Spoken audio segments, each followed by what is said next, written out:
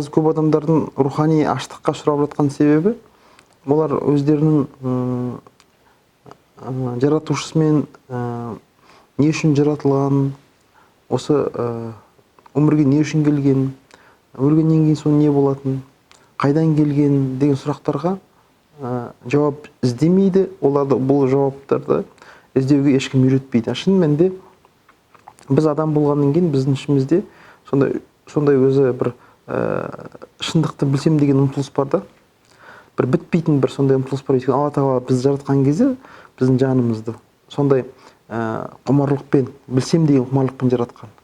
Бірақ сол адамдар сол білсем деген жанның құмарлығын қанағаттандыра алмағандықтан да көбісі сондай құлазуға, депрессияға ұшырайды. Сонда ал енді біздегі қазіргі кездегі мектепте болсын, университетте болсын, отбасында болсын, ең негізгі білімдер берілмейді адамға.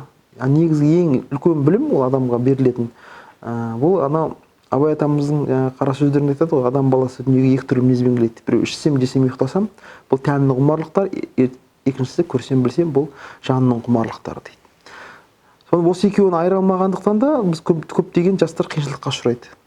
Олар сол тәннің құмарлықтарымен жүріп қалып, жанына азық бермегендіктен де жаны кеселге ұшырайды. Ал жаны кеселге ұшыраған адамның өз кезегінде тәні де кеселге ұшырайды. Сөйтіп қазіргі кездегі көп адамдар бір жағынан өмірден де ерте кетіп жатқан адамдар көп қазір, мысалы. Өмірлерде қысқа болып отыр. Неге? Өйткені біз айтамыз ғой, тәні саудың жаны сау деп айтамыз, бірақ екінші жағы да бар екен ғой. Мал дейді араб тілінде, ақша деген сөз, капитал деген сөз. Малды не үшін жинау керек деген кезде, әрине мал керек жоқ, малдан бәрінен бас тарту керек, тек қана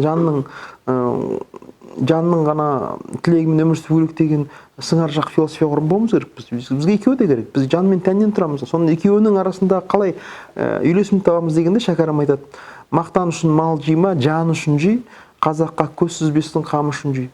Арың сатпа, терің сат, адалды ізде, адалды ғибадат ар үшін жи дейді. Сонда негізінен малды адам не үшін жинау керек дегенде, жан үшін жинау керек екен ғой. Яғни адамның жанын сақтап қалу үшін. Сонда қазір көп адамдар осыны білмегендіктен де олар малды тән үшін жиятындықтан да депрессияға ұшырайды. Сонда шәкәрім, сонда біз көбінесе осы қазақтың өзінің бүкіл қоры, философиясы тілінде тұр ғой. Сонда біз қазақтың сәлемдескен кезде қазақ бұрын былай деп сөйлемесе екен: мал жанамын ба деп. Мал жанамын ба. Малды бір шорға қойып отырды.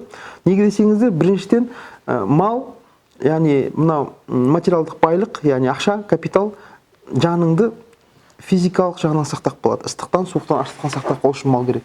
Екіншіден, адам болғаннан кейін адамның өзінің жанының азығы бар, ол ұждан дейді, совесть. Яғни ұждан дейді.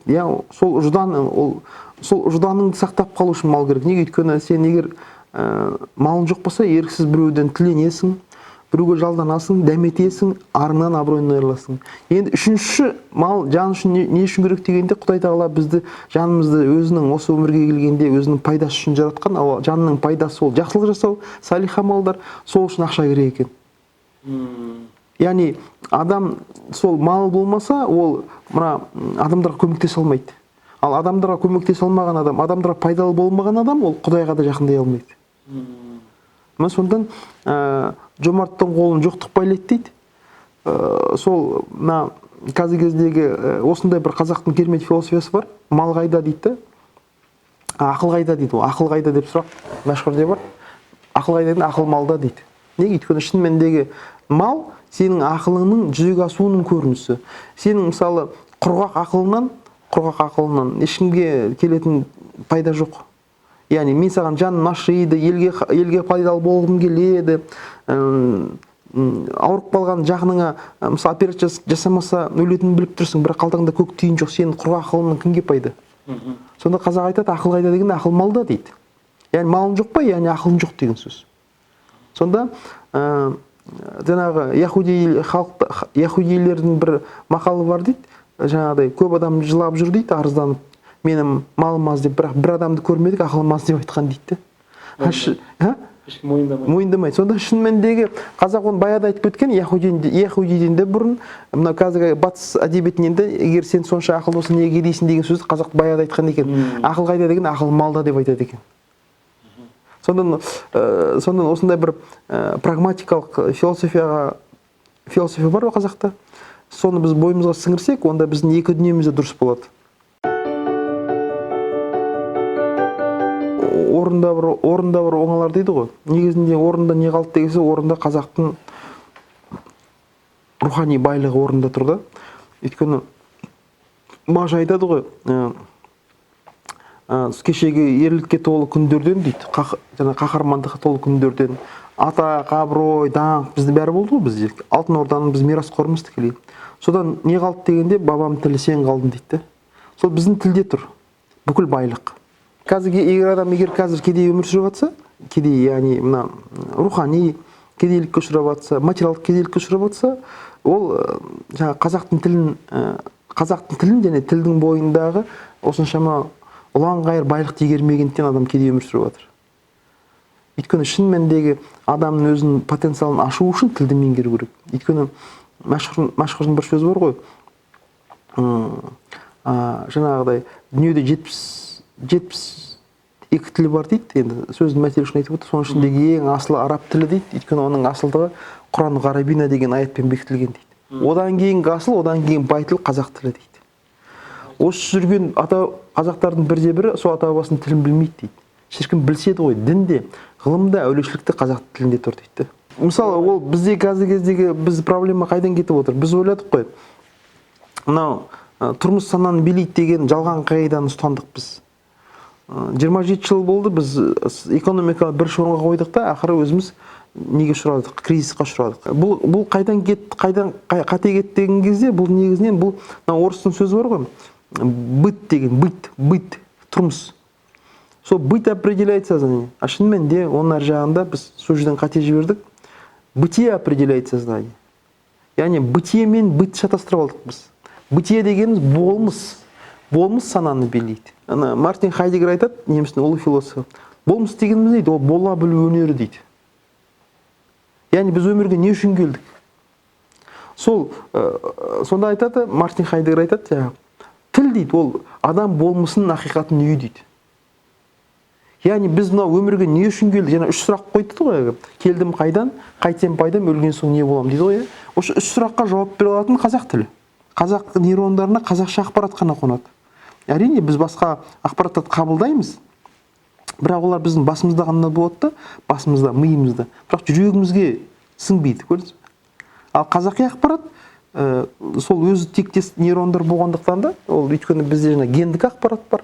Осылардың бәрі біздің жүрегімізге сіңеді екен. Қазір біздің проблемамыз не? Біздің проблемамыз қазір біз сөз түсінбейміз ғой. Сөз түсінбегеннен кейін бойымыздағы болмысызды аша алмаймыз. Ал болмысы ашылмаған адам міндетті түрде кедейлік көрінеді. Неге? Өйткені сенің бойындағы тұнып тұрған жаңағы алапат потенциалын аша алмайсың. Оны ашатын тек қана сөз. Сонда қазақ айтады, сөз қадір, өз қадірің дейді. Өзі Шабанбай би айтқан ғой. Аллаға жағайын десең азанды бол, Құдайға жағайын десең қазанды бол дейді. Аллаға жағайын десең азанды бол, халыққа жағайын десең қазанды бол дейді. Ал мәшһүр Жүсіп атамыз айтады, бірінші ер жігіт дейді, үйіне жағады дейді. Екінші дейді, айналасына жағады. Үшінші халқына жағады, одан кейін ғана Құдайға жағады дейді. Ал енді сонда мәшһүр айтады, шүкіршіліктің 2 түрі болады дейді. Бірінші шүкіршілік, ауызбен қылған шүкіршілік дейді. Ол қандай шүкіршілік деген кезде, мына дүниенің барлығын Құдай жаратты деген шүкіршілік дейді. Ол мақтан үшін емес дейді, мына жидені әкем сатып берді деген. Жоқ, осы дүниенің иесі, осы байлықтың иесі жаратушы Алла Тағала екендігін айтып шүкіршілік, ол ауызбен қылған шүкіршілік. Екінші қолмен қылған шүкіршілік дейді. Ол Құдайдың берген ырзық несібесін дейді, бөлісу дейді. Яғни кем кетікпен, жетім жесірмен, нашарлармен бөлісу. Бұл ауызбен қылған шүкіршіліктен 1000 есе артық дейді. Сонда Құдайға жағу үшін Алла Тағала айтады ғой, кім дейді, маған жақсы келсе, мен берген ырзық несібемен жұртпен бөліссін дейді.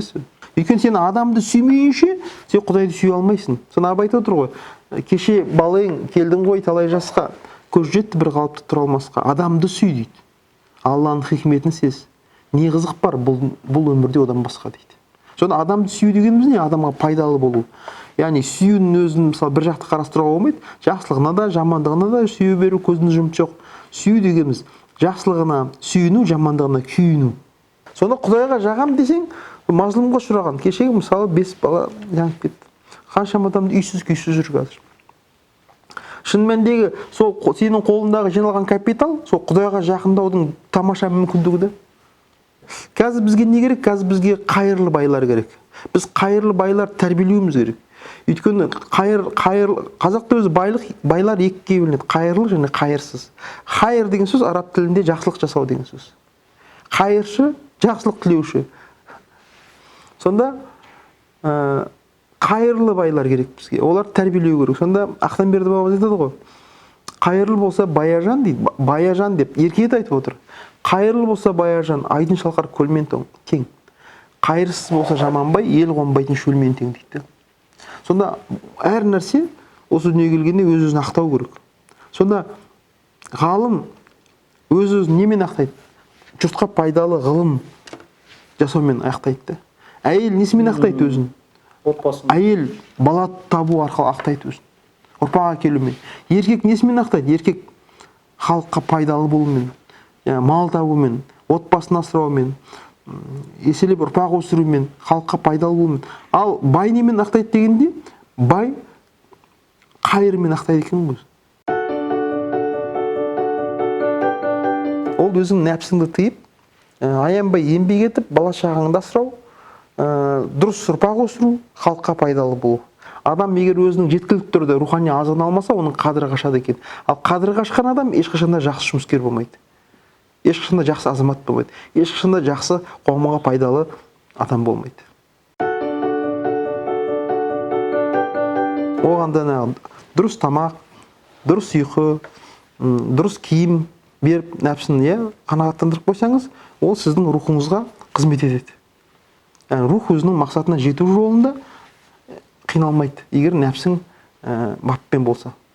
Бірақ нәпсінің, тойыпсыз нәпсінің жетегінде кетіп қалмау керек. Содан қазіргі кездегі табысты болудың жалғыз жолы ол білім алу, үздіксіз білім алу керек. Яғни, ал білім ол біздің рухымыздың сұранысы. Адам рухани бай болса, ол бүкіл салада табысты болады. Халықтың өзіне деген сенімін қайтару керек. Өйткені өзіне деген сенімі жоқ, халықтың болашағы жоқ. Өзіне сену дегеніміз не? Ол өзінің тіліңе сену, өзінің дүниетанымыңа сену, өзінің бабаларынан қалған бүкіл мұраға ие болу. Түсінген адамға біз сондай біздің керемет қазынаның, керемет рухани байлықтың үстінде отырмыз біз. Бірақ ол білген адамға ғана. Сонда жаңағы абайты ғой, білмеген соқыр қайғысыз отыр дейді. Білмеген адамға бұл қазақ даласында түк жоқ сияқты. Білген адамға бұл шетсіз, шексіз қазынаның үстінде отырмыз біз. Қай мағынада алсаң да. Қай мағынада алсаң да. Рухани, материалды жағынан біз кешегі өткен алып, түріктердің ең соңғы империясы Алтын Орда, Көк Орда, Ақ Орданың тікелей мирасқорымыз мысалы.